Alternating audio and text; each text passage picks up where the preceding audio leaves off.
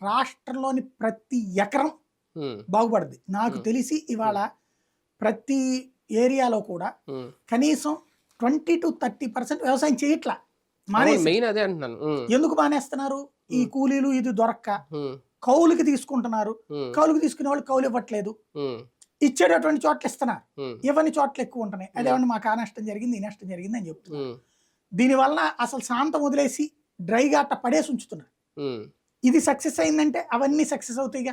దానికి తోడు చాలా వరకు భూములు కాంక్రీట్ జంగిల్గా మారిపోతున్నాయి. అంతే ఇంకా కదా. వ్యవసాయం చేసే అవకాశమే అంటే లేదు. అది పట్టణాలకు ఆనుకుని అనుకోని హైవేలకు ఉన్నాయి. ఆనుకుని అవును, ఉన్నాయన్నీ కాంక్రీట్ జంగిల్. అయిపోతున్నాయి. మిగతా పంటలు పండే ఏరియాలలో కూడా పండించడానికి మనుషులు దొరకట్లేదు. మెయిన్ అదే అంటున్నాను. మనుషులు దొరక్క ఖర్చు ఎక్కువయ్యి భారం అయ్యి వదిలేస్తున్నారు. ఉమ్, ఈయన వ్యవసాయాన్ని లాభసాటిగా మార్చాలన్నది పవన్ కళ్యాణ్ గారి ఉద్దేశం. ఉమ్, అందులో తొలి అడిగిది. ఉమ్, అట్లాగే నాకు తెలిసి ఇవాళకి వాళ్ళ గనక ఓ సిస్టమ్ సెట్ రైట్ ఆయన చేయగలిగితే, ఉమ్, హైదరాబాద్లో ఉన్నోడు ప్రతి ఒక్కడు ఇక్కడ తలకొక ఎకరం కొనుక్కుంటాడు. ఉమ్, ఇట్లాంటి దొరికితే ఉమ్, కూలీలు ఉమ్, ఈ టైపు వ్యవస్థ నడుస్తుంది అనుకుంటే ఉమ్, తలకో ఎకరం 2 ఎకరాలు 4 ఎకరాలు కొనిపడేస్తారు. ఇప్పటిదాకా మనం ఏం చేస్తున్నారు? డబ్బులు సంపాదించుకునేటటువంటి వాళ్ళు ఉమ్, ఎక్కడ పెట్టాలో తెలియక ఆ దిక్కుమాలిన దాన్ని ఏమంటారు బెట్టింగుల్లోనూ ఉమ్.